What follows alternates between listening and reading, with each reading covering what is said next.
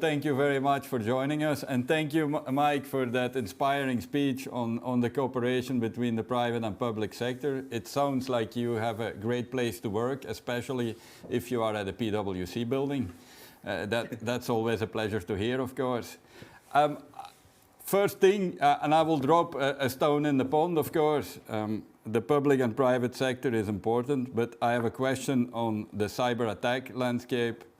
Are cyber weapons or cyber tools becoming a commodity? And maybe my colleague can answer. He's heavily involved in incident response, and then later on Steffen and Mike can respond.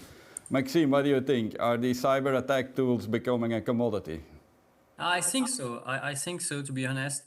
Thank you, Michael, for setting the scene so precisely. I mean, when it comes to tools, I think a nice, I would say, clear trend that we see already on the internet is that a lot of people are just trying to make money.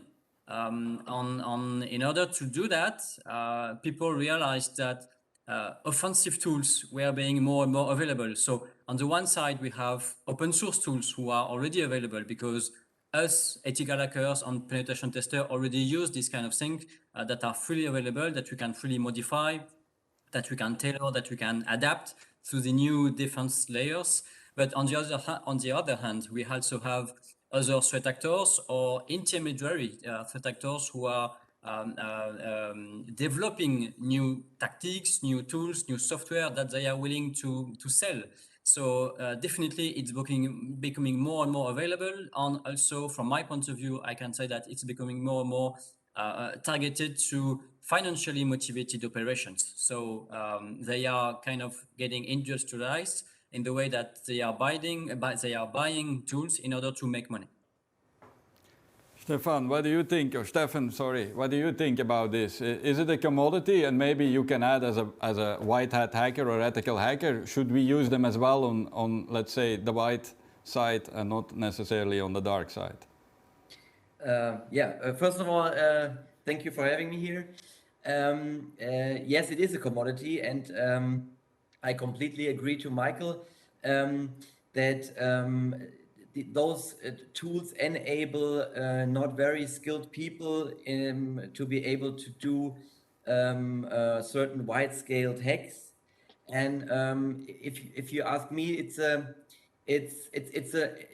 just a market, and a market is always about someone offering something and a need, and we can only get this market or break this market down or try people to not being able to or try not very skilled people to not be able to do hacks if we close the simple gaps, because they are not advanced, they're not using advanced skills, and even the programmers programming the tools.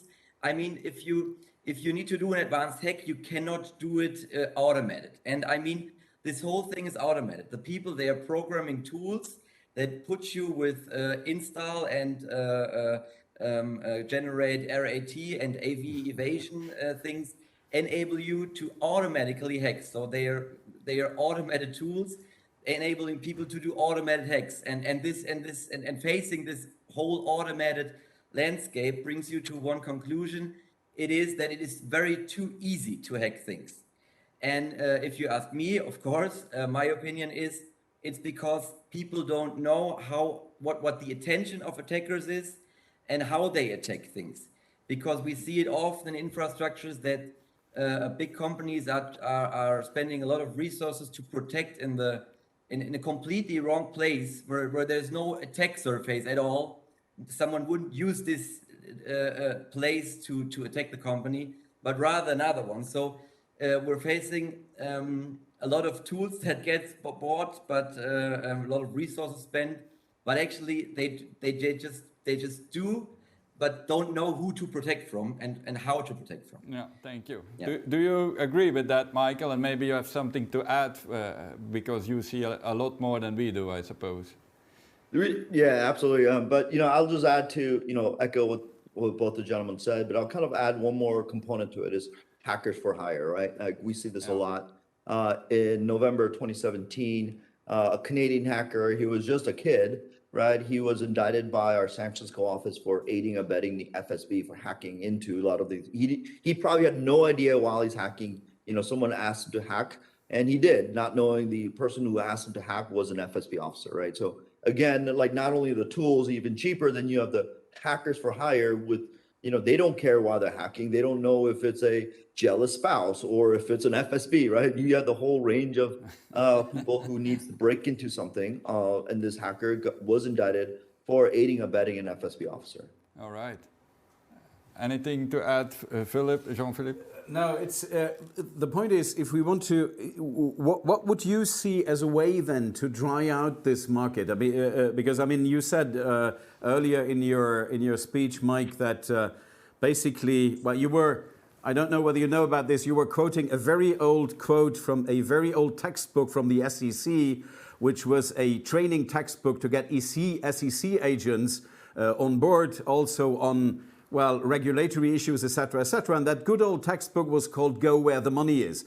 So basically, how do we then try to dry out this market? How are we? Is it by simply pretending that we are bad guys? We buy the technology, we analyze it, and we turn it upside down, or we reverse it, or how? What could be ways to dry out this market?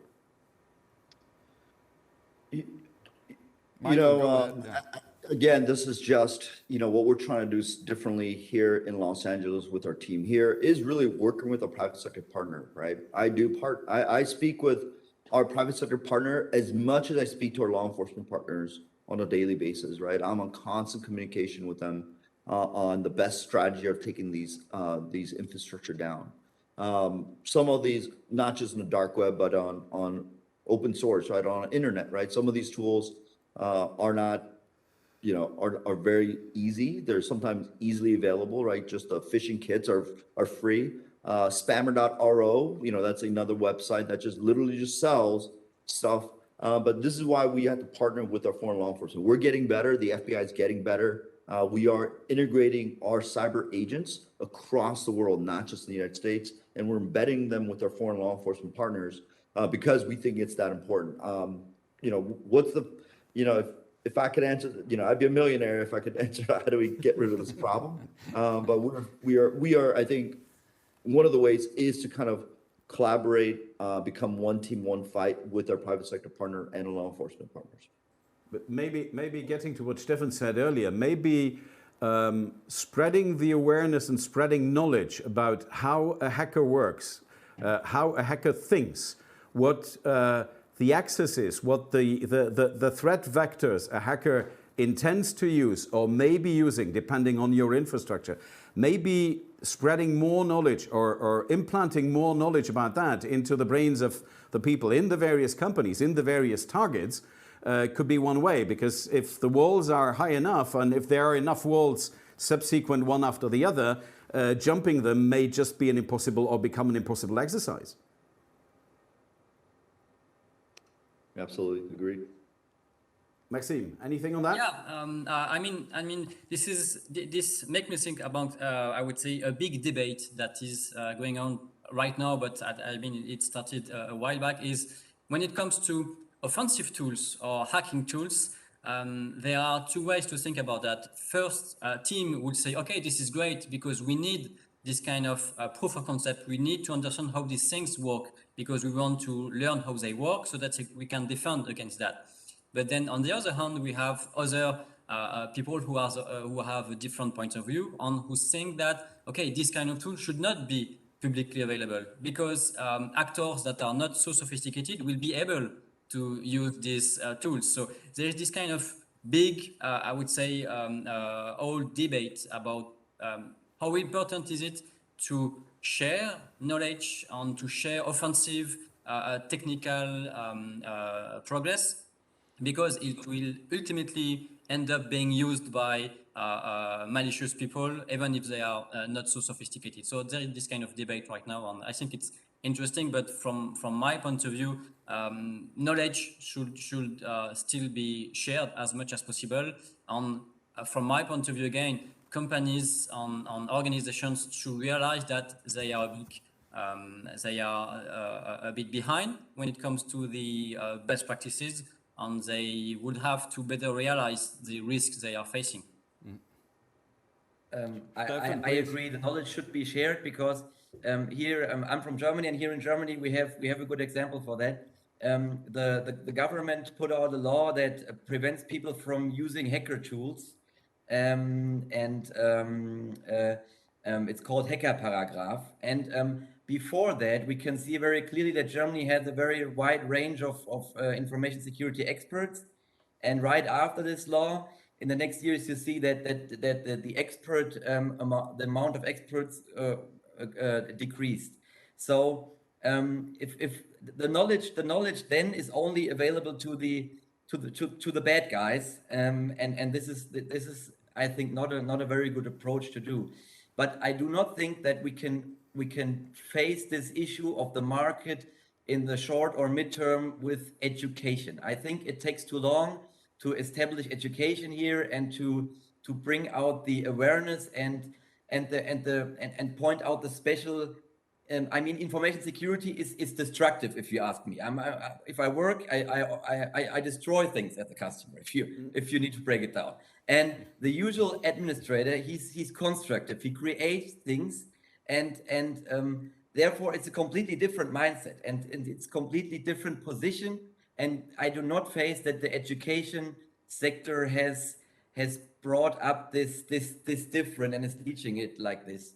So I only see, if you want to have a pragmatic approach, that some kind of governmental institution or whomever, at least, I mean, there are already bad companies crawling around the internet and telling people, oh, you're vulnerable. So I think we need to do this. We need to be allowed to do this from a governmental view or from an economic view, whomever.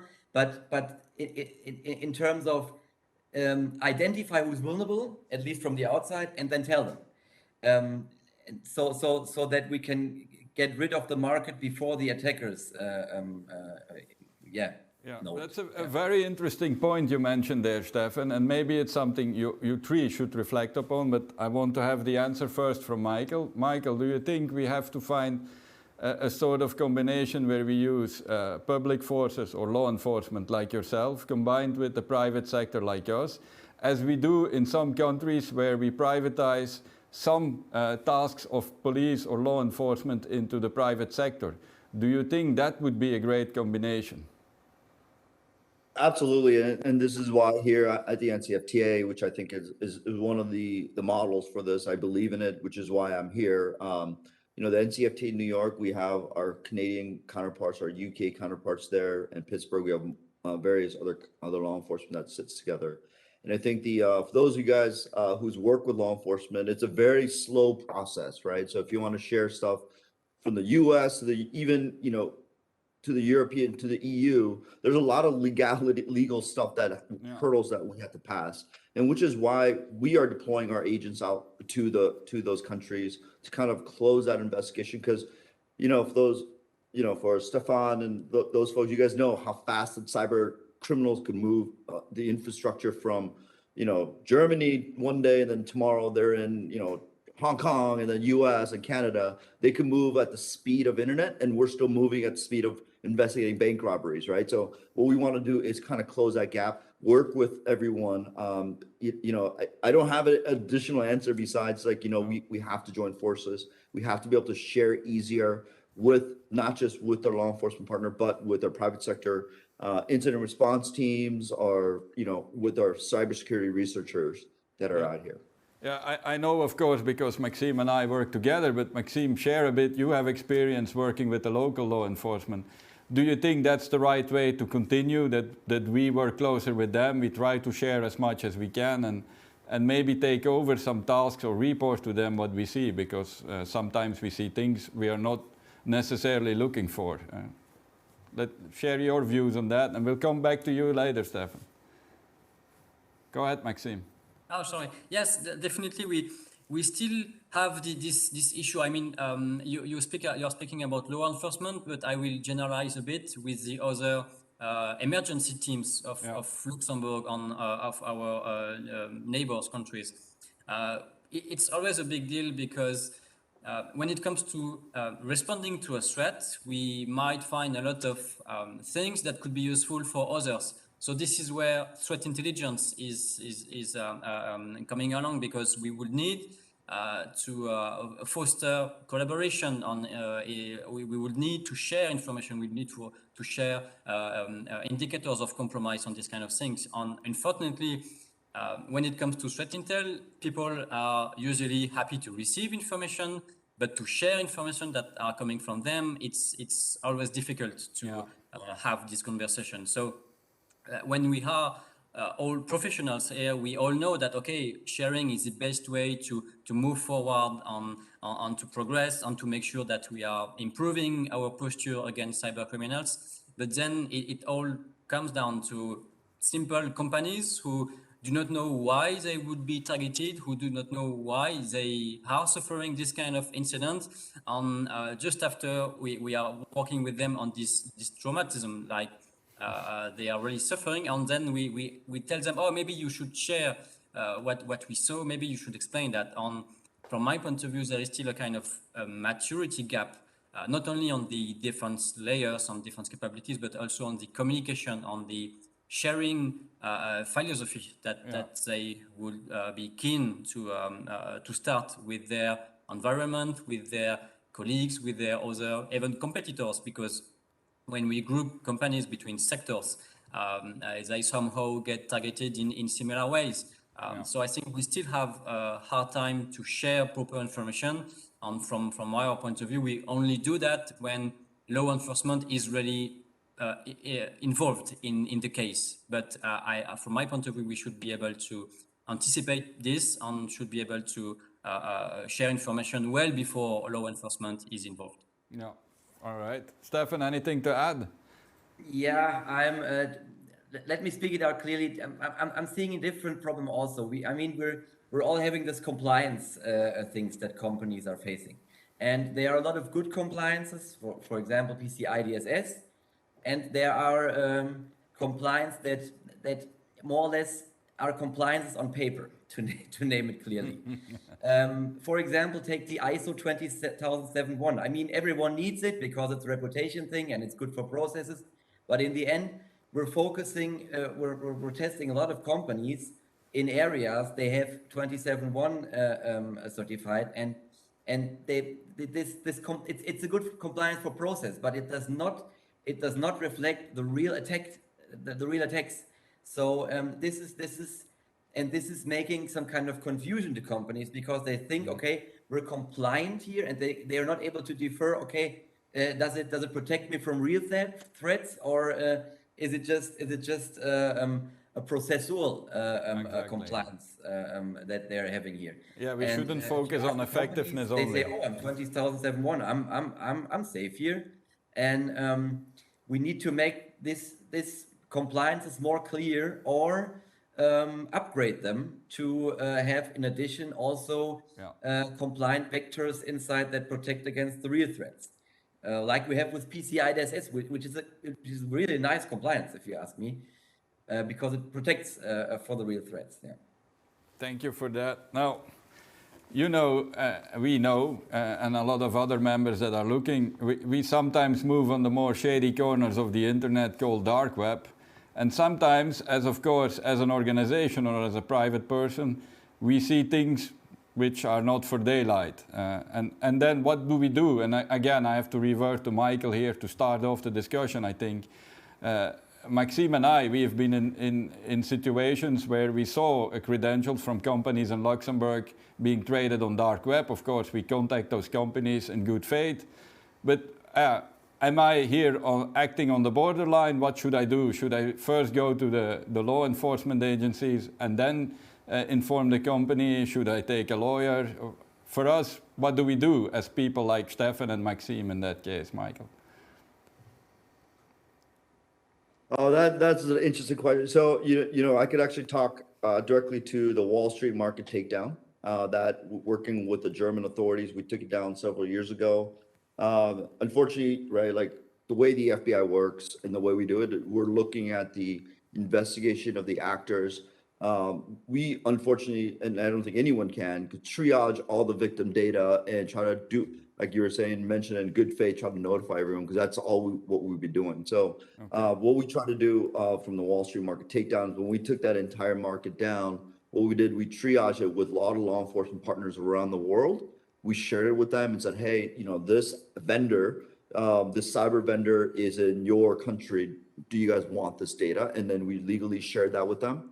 And last year, we call Operation Disruptor. What we did was 3 years ago now, we took down Wall Street market. We took that data, we triaged it, and then after another year investigation, we did what we call Operation Disruptor. Very, very clever way of naming it.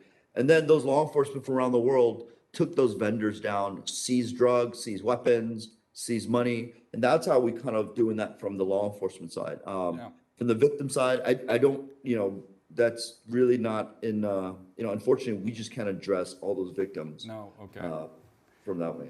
No, thank you. I think it's very insightful. Steffen, you have been in situations where you stumble upon data where you think, okay, what should I do here?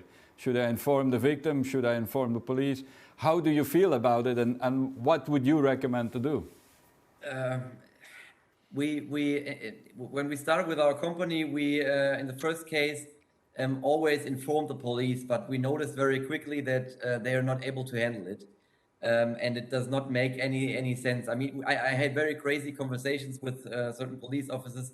Some wanted me to send them the malware sample via email and so on. So there's no processes there, and there's no overall handling of the police stations in order to what to do with certain hacks. So we do not do this anymore. But we work a lot together with the insurance companies. This is the thing we do. If someone gets hacked, we of course you need to jump out of everything you're doing currently and be at the site and make all the and try to avoid damage that might not have happened already. And then we contact the insurance company, and then it's pretty good because they have processes for that. They always say they are doing some kind of forensics, but in the end, they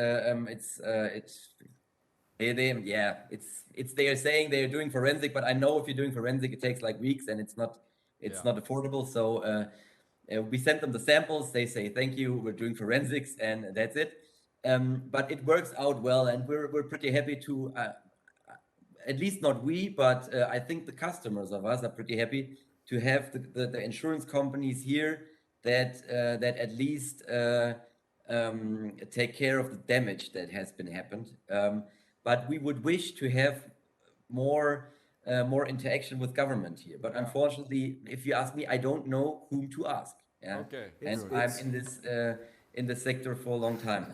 Yeah, so to a certain extent, to bring it to kind of a journalistic formula, what you're saying, Steffen, is basically there is a very nice living in between the incapacities, and don't take this personal, Mike, also for your colleagues, but the incapacities of the enforcement side on the one side and the shame factor of the victims, the attack victims, who obviously do not necessarily want to communicate about the fact that they have been a victim of an attack.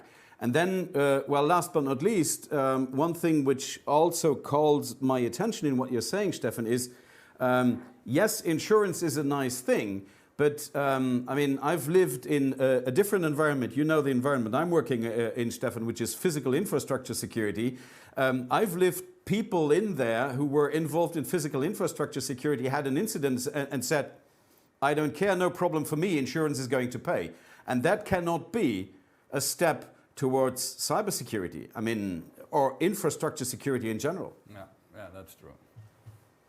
That will it will not work on the long term. It will, I mean, the insurance companies will only work and be able to pay the damage if we don't hit the break even. If the damage gets too expensive, if the companies that gets hacked gets too many, then this whole insurance thing, which is pretty nice at the moment, will not work anymore. So it's not a long-term solution. It's just a snapshot of the moment that we're having here. Yeah. Yeah. Right. Thank you for that, gentlemen. Now, something completely else. We've been debating a lot of technology. We speak a lot about threat actors, and I read in your nice article, Steffen, in the paper jam that you said, and you claim 99% of the attacks are commodity attacks, like we called them earlier. It's only a very limited a number of cases that are state actors. Now, again, we need to revert to Michael, but let's talk first about Maxime's experience in incident response, and then yours, Steffen. Yeah, what kind of attacks do we see, and are we confronted in our areas with state actor attacks or not? Well, there are a lot of studies that are going out each year about a lot of editors who are sharing about what they are seeing. From my point of view, we saw very different levels of sophistication.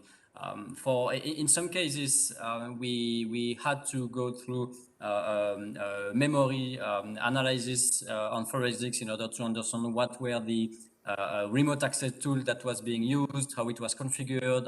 We had to do something very, very technical, very sophisticated. On the other hand, we also had another incident in which I'm happy to share this anecdote, but we noticed that the threat actor, once they were on the system, they had to Google some tutorial for the tools that they were about to use. To our surprise, they've done that from the infrastructure that they were attacking. So from my point of view, it's very typical of a situation where a lot of people are trying to get their part of the cake. When we have organized threat actors, criminal groups with hackers for hire, with ransomware as a service, on all these new or not so new notions. On the other side of this puzzle, we also have just even probably young individuals who are just trying to get some fame, just trying to get some money out of attacks on small tutorials they found on a random forum anywhere on the web. So I would say the lens of this the size of the scope is very, very large.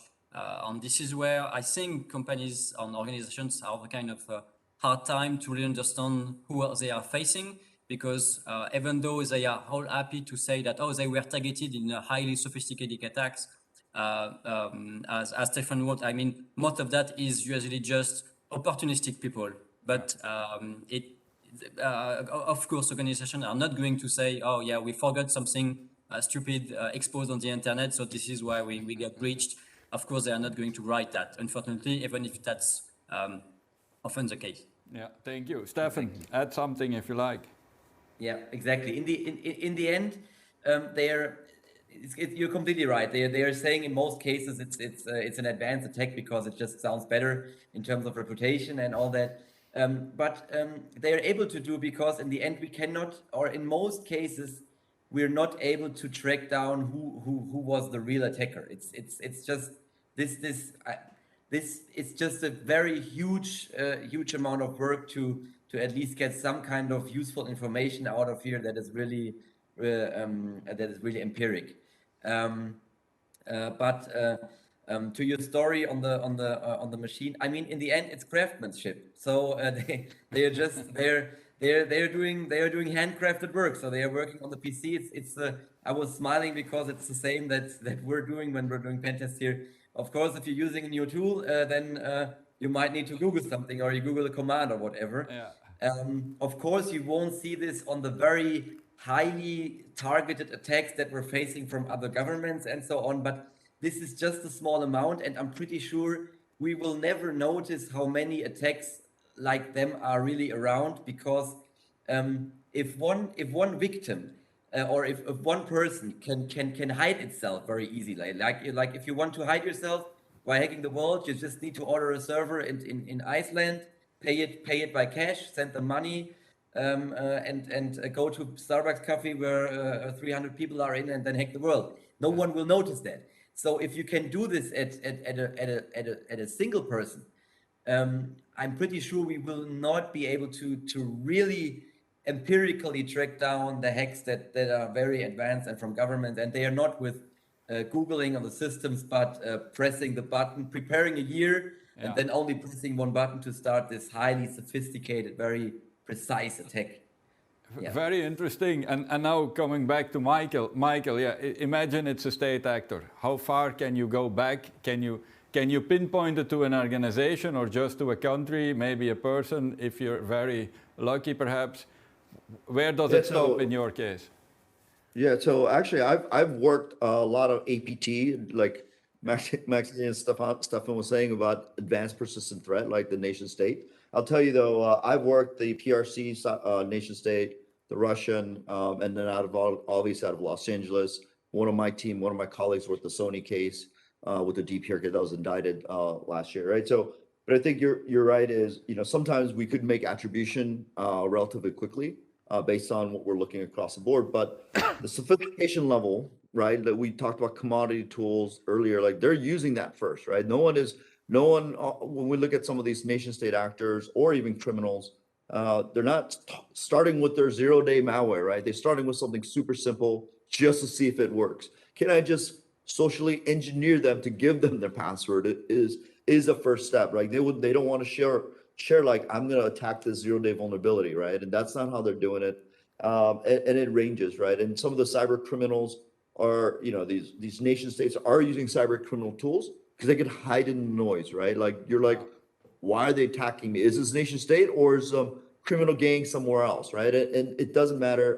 Just a couple months ago in September, I think 100 Italian mafia members were arrested for SIM swapping and BEC and phishing, right? These are mafia members using probably the same tool the nation states are using at any given point, right? And again, I think the difference between nation state and criminal is why are you being targeted? Is nation state attacking you because you have something they want? Is it something proprietary? Government information, or is it just cyber criminals saying, I want that money, right? So it just kind of depends on who's attacking you. But, unfortunately in this, I think Steffen said earlier, right? It's just, they're everywhere, right? And they're just cyber criminals are attacking everyone across the board. Yeah, very interesting point. If what I can take from that, it's very difficult sometimes to distinguish from a state actor or an opportunistic attack. That sounds clear. Now something else, because we see a lot of these attacks, ransomware attacks, is organized crime getting up to speed to take over the cyber landscape or the cyber threat landscape? Do we have to think in terms of Italian mobsters moving on to cyber and the likes, instead of trafficking drugs? They are now seeing more opportunities in cyber than into the traditional crimes. Is that something you see, Michael? We did. Let me just kind of go back to the business email compromise, BEC. For those of you guys know, it is an internet fraud, right? It is probably highly damaging to a lot of businesses. There's sometimes no reminiscence of cyber, right? It is, they asked for the password and they got it, and now they're just stealing money and kind of just siphoning the wire somewhere else. What's interesting about this, several years ago, I got contacted by the Drug Enforcement Agency. They were looking at a DEA money, weapons moving, arms trafficking, drug trafficking. And they call us in and say, hey, FBI, can you tell us about this BEC? We don't know what this is. And we looked at it and we're like, oh my God, like they're also just, this money movement and this infrastructure. We realize that they're a designated terrorist organization, right? So again, these criminals don't care. They don't care what they're moving as long as they're making money. So we're starting to see that spread across, every spectrum from, during my presentation, some kid who's 19 years old, and then you have the Italian mafia to designated terror organizations. They're all in this ecosystem now. All right. That's very interesting, of course, but not good news. Do you see similar behavior, Maxime and then Steffen? Just explain a bit what you see in a traditional attack. Do you think it's organized crime or just a lonely ranger? Well, for most cases, it's kind of hard to track who is behind the attacks. Of course, we can find IOC, we can find IP addresses. With proper threat intelligence, we can probably find which threat actors or APT groups, like we call them, who are behind this kind of tactics. But again, attribution is a very tough exercise. On our side, we do not really try to do that because I think there are a lot of geopolitical ties that I'm not sure we are able to properly cover or to properly analyze. We have other colleagues who are doing that pretty well in the PwC network, but from the client's perspective, I mean the attack is only the only thing that concerns them on when it comes to the threat actors themselves. Yeah, I think the main point is at that time we got a lot of questions like why would we be targeted on thankfully it's a bit weird to say that, but ransomware is kind of breaking this fallacy. So yeah, if you have money, if you have some operations, anyone would have reasons to target you in order to ransom you. So this is a kind of game changer in the way people will have to think about who is going to attack them. Now, when it comes to the threat actors themselves, I read some articles, but again, not something I've been researching myself, that for some threat actors from some ransomware gangs, there could be some links with nation state on with governments because they would be keen to destabilize other countries, other sectors. So I think when it comes to the tactics, it also comes down to just having a kind of portfolio of means in order to reach their objective. So it can be very various, yes. Anything to add, Steffen? I agree. Yeah, it's to be honest, I cannot really tell you about the type of attackers because we only see the attacks. We try to track down certain. We also did some forensic, which was which had very big effort. But in the end, you just see, okay, something is communicating to some IP address, and sometimes you see it's another hacked address. I mean, go give yourself a Google Doc and find vulnerable websites in India and just use them as a starting point. Whatever, it's too easy. It's too much noise to really identify it. At least from our point of view, maybe the FBI has other information there, but we can only see attacks. But I agree. It might be that I didn't thought of that from this point of view, but Michael mentioned it. It might be that a certain state has some interest in a certain economy, and they just let it look like they just build up small task forces that even look like if you track them down like hacker groups, and then you make the big scale and say, okay, we want the information from that certain economy part, and we look what we can get from the opportunistic hacks without the APTs. Michael, you want to add something to that? We can't really tell. And if you ask me, we at least economy, I do not see that we need to push effort here in finding out. We need to push the effort in protecting the economy rather than finding out who's the attacker. People always wants to know it, but we have a big problem. We're having holes here, and we can be glad that there is ransomware, because ransomware let us know that there is malware on systems, because it encrypts your data.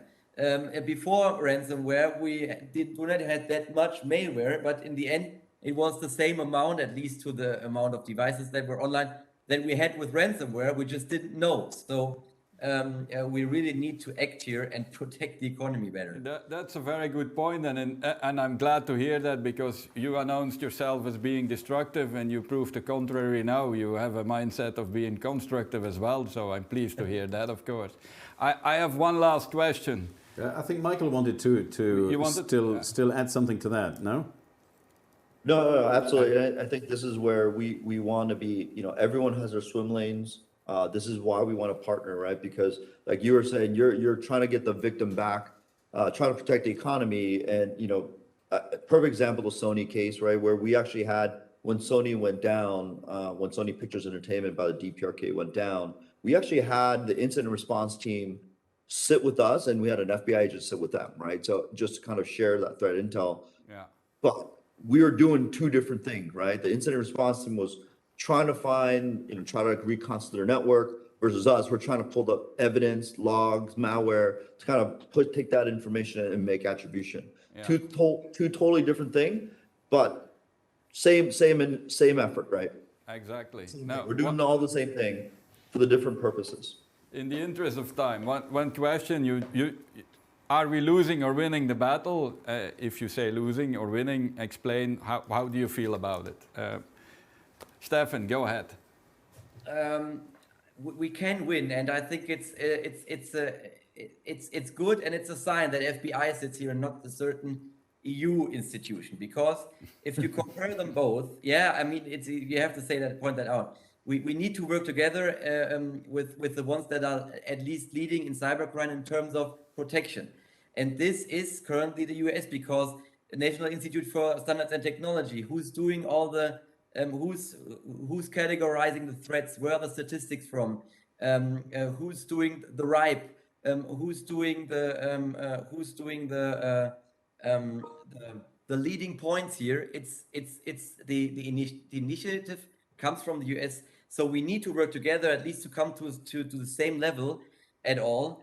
Because if we need to look out for threats and current vulnerabilities, we always do it at US sites.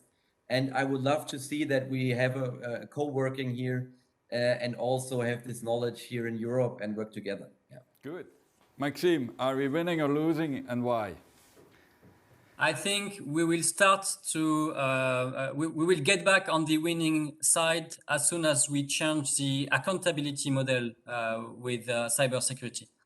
From my point of view, if we don't hold organizations, if we don't hold editors who are bundling on selling vulnerable software on that takes months to fix these kind of issues, I think we will still have big problems here, because we will always find some actors, being sophisticated or not, that are willing to exploit such vulnerabilities.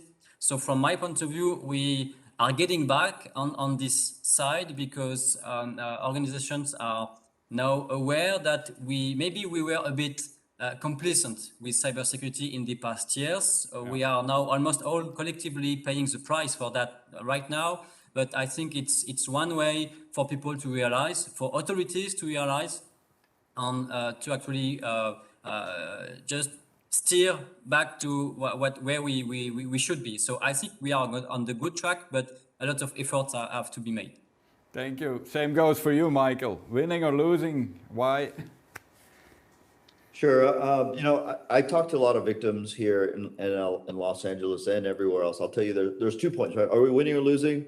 I'm not sure, right? So I'll tell you from the victim side, like Steffen was saying, they don't care. When small business get crushed, they don't care if we make the arrest later on and they still can't get their business back. So for the victim side, I'll tell you, they're losing, right? Because it is devastating to them. Can we get back to winning? Absolutely. I think Steffen, you kind of mentioned it. Like, I think we can win.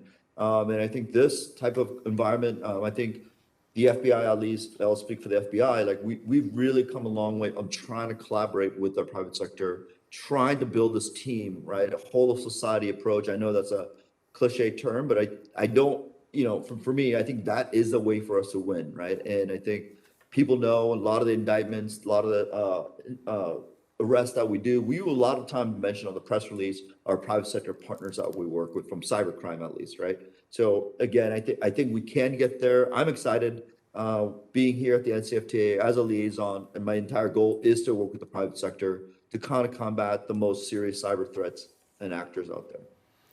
Gentlemen, thank you very much. This was really insightful. Of course, one small note, in Luxembourg we work very close with government. We work with Circle and law enforcement. Circle is the dream for Steffen, from what I heard. It's the organization where you can report to. We need to close in the interest of time. Maybe my colleague Jean-Philippe has to add a last word. Exactly, yes. Obviously, there's also always going to be a joke or a stupid idea coming from me at the end of all this. Gentlemen, a great many thanks for having been with us, specifically you, Mike, because your morning, your day only starts, our day is almost done. So we see behind you that you have blue skies. We will not turn the camera around because you're definitely not interested to see grey, darkening skies in Europe. So forget about that. Very hearty welcome and invitation to you. If ever you make it over, just visit us. There's plenty of things certainly which we have to discuss. And then for the interest also of you guys and of the audience, let me tell you that we had invited a big user, so a big potential threat or a person representing a company which could be subject and probably is subject to attacks, and alas, the management did not want that person to participate. That's why only guys, this was a lady, that's why only guys, and that's why only guys from, between inverted commas, one side of the pond. So again, a great many thanks. Steffen will be back with us tomorrow on agonizing decision-making when it comes to on-prem versus cloud. And so if you want to have more from that witty little German guy, be with us tomorrow. Thank you for all those who have participated in today's session of the Luxembourg Internet Days.